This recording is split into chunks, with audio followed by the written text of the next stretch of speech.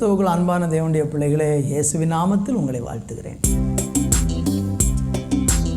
என் இயேசு உன்னை தேடுகிறார், இடமுண்டோ மகனே உன்னுள்ளத்தில்.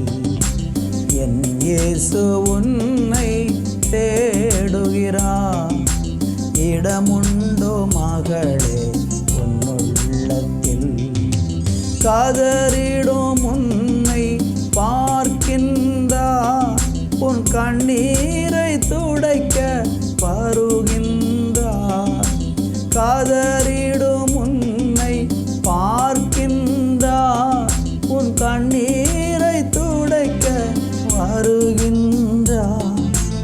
உதவிடும் கரத்தை நீட்டுகிறார், உதவிடும் கரத்தை நீட்டுகிறார். உன் உள்ளத்தில் வாழ துடிக்கின்றார், உள்ளத்தில் வாழ துடிக்கின்றார். என் இயேசு உன்னை தேடுகிறார், இடமுண்டோ மகனே உன்னுள்ளத்தில். என் இயேசு உன்னை தேடுகிறார், இடமுண்டோ மகளே உன்னுள்ளத்தில். சிலுவை மரணம் உனக்காக சிந்திய திரு ரத்தம் உனக்காக.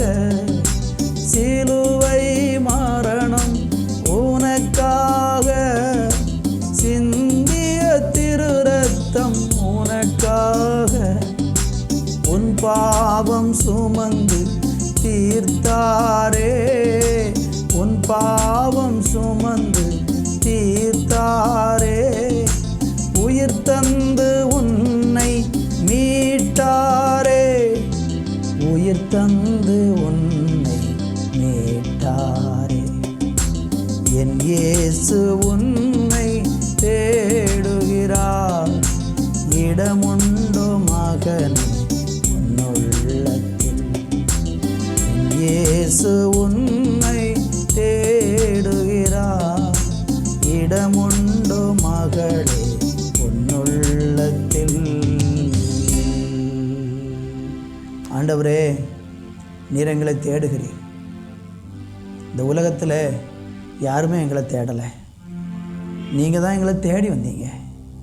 எங்களை தேடி வந்து எங்களை ரட்சிக்கிற தெய்வமே, கரங்கள் ஒப்பு கொடுக்குற இயேசுவின் நாமத்தில் பிதாவே, ஆமேன் ஆமேன். அருமையான தேவனுடைய பிள்ளைகளே, இந்த நாளும் தியானிப்பதற்கு யோவான் சுவிசேஷம் 5ஆம் அதிகாரம் 5-6 வசனங்கள். 38 வருஷம் வியாதி கொண்டிருந்த ஒரு மனுஷன் அங்கே இருந்தான்.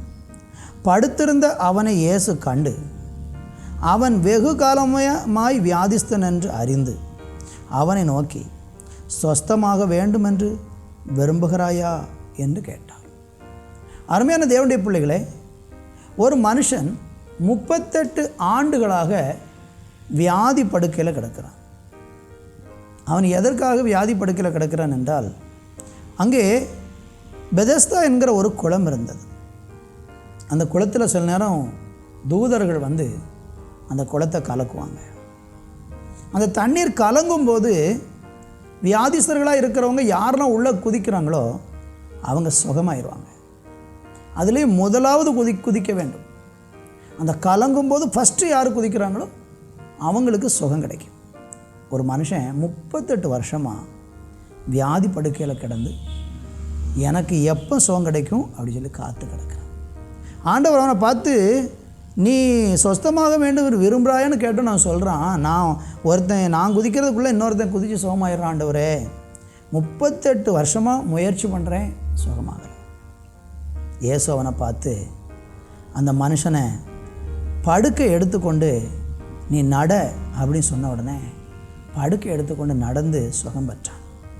என்னை கேட்கிற அருமையானவர்களே, இந்த மனுஷனை போல் நீங்கள் 38 வருஷம் அல்ல, இன்னி பல வருஷங்கள் நீங்கள் நிறைய முயற்சி பண்ணியிருக்கலாம். எப்படியாகிலும் ஒரு சுகத்தை பெற்றுடலாம், எப்படியாகிலும் ஒரு வேலை வாங்கிடலாம், எப்படியாகிலும் ஒரு வீட்டை கட்டிடலாம், எப்படியாகிலும் ஒரு முயற்சி பண்ணி முன்னேறிடலாம். பல முயற்சிகள், எந்த முயற்சியும் பலிக்கலை, எல்லாமே தோல்வி.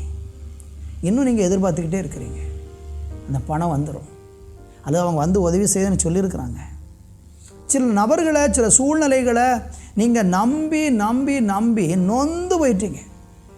இன்றைக்கி வரும், நாளைக்கு வரும் என்று மனிதர்களும் வார்த்தைகளை சொல்லி ஏமாற்றி கொண்டே இருக்கிறாங்க. ஆனால் ஒன்று சொல்கிறேன், நீங்கள் இந்த மற்றவங்களை நம்புறதையும் சூழ்நிலை நம்புறதெல்லாம் விட்டுட்டு, இன்றைக்கி பல வருஷங்களாக உங்கள் முயற்சி பலிக்காமல் போனாலும் இயேசுவை நோக்கி பாருங்கள். இயேசுவை நோக்கி பாருங்கள். அவர் உங்களை தேடி வந்தார்.